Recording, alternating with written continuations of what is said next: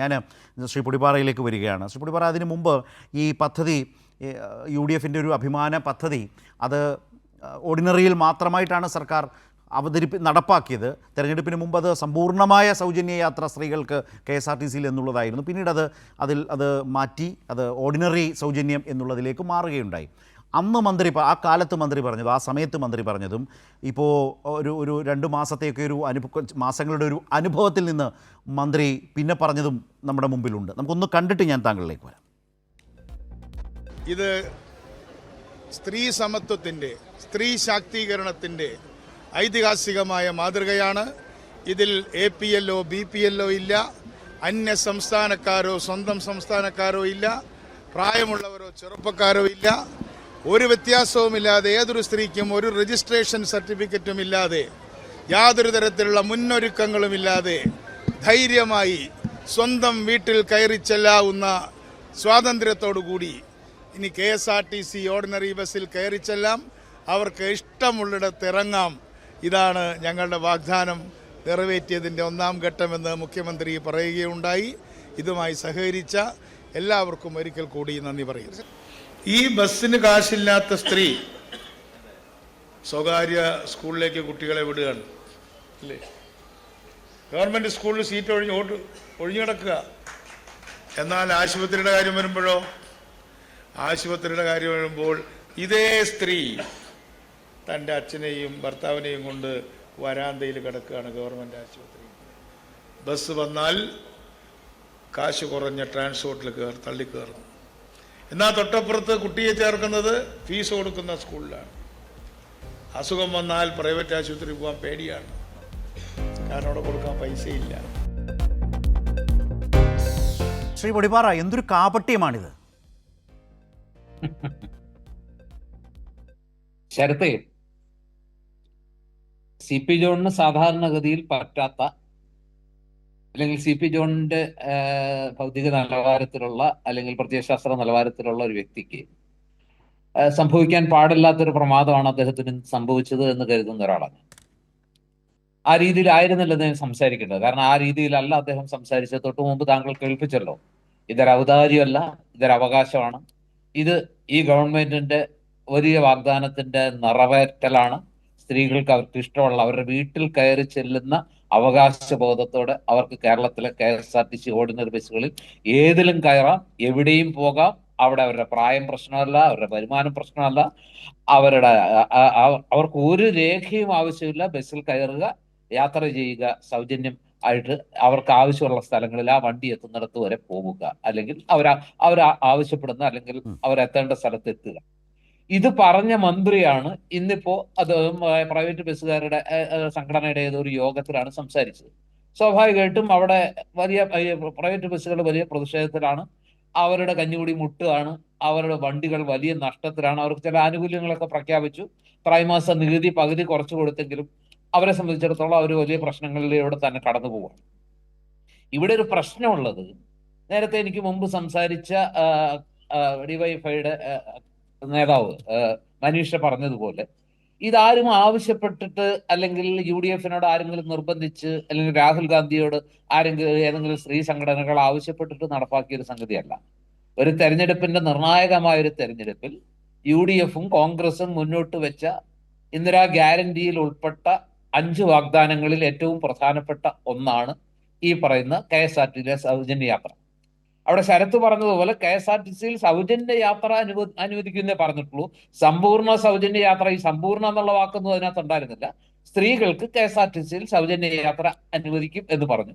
അത് പിന്നീട് ചില സാമ്പത്തിക യാഥാർത്ഥ്യം കൂടി കണക്കിലെടുക്കുമ്പോൾ സൂപ്പർ ഫാസ്റ്റിലും അതുപോലെ എക്സ്പ്രസിലും ഫാസ്റ്റിലും എല്ലാം ഒറ്റയടിക്ക് ഇത് നടപ്പാക്കിയാൽ, അല്ലെങ്കിൽ തന്നെ വലിയ നഷ്ടത്തിൽ സംസ്ഥാന ഖജനാവിൽ നിന്ന് പണമെടുത്ത് ശമ്പളവും അതുപോലെ പെൻഷനും മറ്റു ആനുകൂല്യങ്ങളും കൊടുത്തുകൊണ്ടിരിക്കുന്ന ആ ഒരു പൊതുമേഖലാ സ്ഥാപനത്തെ ഒറ്റയടിക്ക് എല്ലാ സ്ത്രീകൾക്കും എല്ലാ ബസ്സിലും സൗജന്യം കൊടുക്കുന്ന ഒരു അവസ്ഥയിലേക്ക് പോയാൽ അത് സാമ്പത്തികമായിട്ട് വളരെ ആത്മഹത്യാപരമായ ഒരു നടപടിയാവും എന്ന തിരിച്ചറിവിലാണ് ഇപ്പൊ പറഞ്ഞ പോലെ തുച്ഛമായ എന്ന മനീഷയുടെ വാക്കിനോടൊന്നും യോജിക്കുന്നില്ല.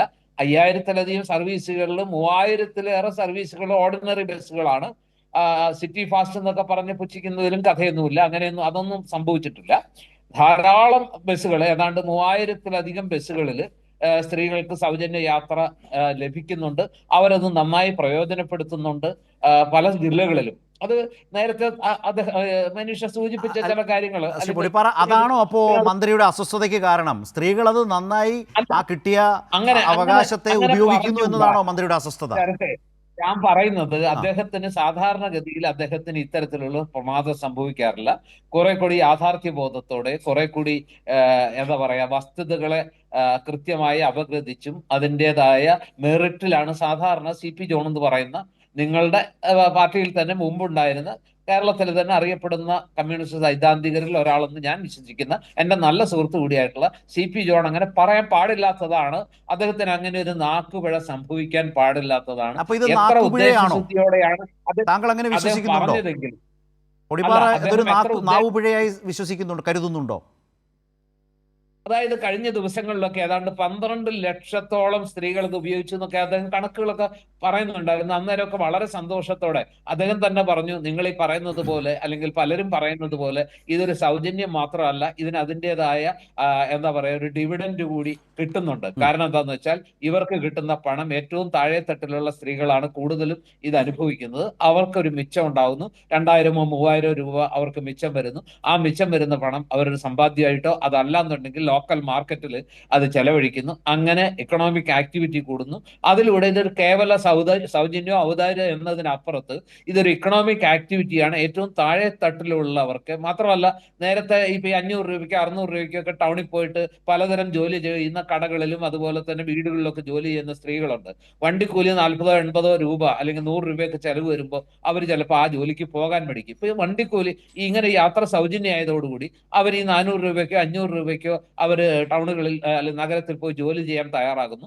അങ്ങനെ വരുമ്പോൾ കൂടുതൽ സ്ത്രീകൾ തൊഴിലിടങ്ങളിൽ എത്തുന്നു. അവർക്ക് കൂടുതൽ വരുമാനം ഉണ്ടാകുന്നു. അവരുടെ വീടുകളുടെ നിലവാരം മെച്ചപ്പെടുന്നു. മാത്രമല്ല കുറെ കൂടി മിച്ചം ഉണ്ടാകുന്നു. ലോക്കൽ മാർക്കറ്റിൽ ഇപ്പോൾ വലിയ സമ്പന്നരുടെ കയ്യിലേക്ക് പണം വന്നാൽ അത് ബാങ്ക് അക്കൗണ്ടുകളിൽ പൂജ്യമായിട്ട് പെരുകയാണ് ചെയ്യുക. മറിച്ച് സാധാരണ മനുഷ്യരിലേക്ക് പണം എത്തുമ്പോൾ അത് ഡയറക്റ്റ് ആയിട്ട് പർച്ചേസ് ആയിട്ട് മാറും. അല്ലെങ്കിൽ ലോക്കൽ മാർക്കറ്റിൽ സർക്കുലേഷൻ ഓഫ് മണി വർദ്ധിക്കും. ഡിമാൻഡ് കൂടും. ഡിമാൻഡ് കൂടുമ്പോൾ സപ്ലൈ കൂടും. സപ്ലൈ കൂടണമെന്നുണ്ടെങ്കിൽ പ്രൊഡക്ഷൻ കൂടണം. പ്രൊഡക്ഷൻ കൂടണമെന്നുണ്ടെങ്കിൽ സ്വാഭാവികമായിട്ട് എംപ്ലോയ്മെന്റ് ഉണ്ടാവണം. അപ്പൊ ഇതൊരു ചെയിൻ ആക്ഷൻ ഉണ്ടാവും. വലിയൊരു ഇക്കണോമിക് ആക്ടിവിറ്റി ആയിട്ട് ഇത് മാറും. നാടിന് നന്മ നൽകുന്ന ഒരു കാര്യമാണ്. അതൊന്നും പ്രഗത്ഭനായ ഗതാഗത മന്ത്രിക്ക് മാത്രം താങ്കൾ പറഞ്ഞതൊന്നും അത്ര ബോധ്യം വന്നിട്ടില്ല. പക്ഷെ അദ്ദേഹത്തിന് ഇതൊക്കെ അറിയാവുന്ന, കൃത്യമായി മുമ്പ് പറഞ്ഞിട്ടുള്ള ഒരാളാണ് അദ്ദേഹം.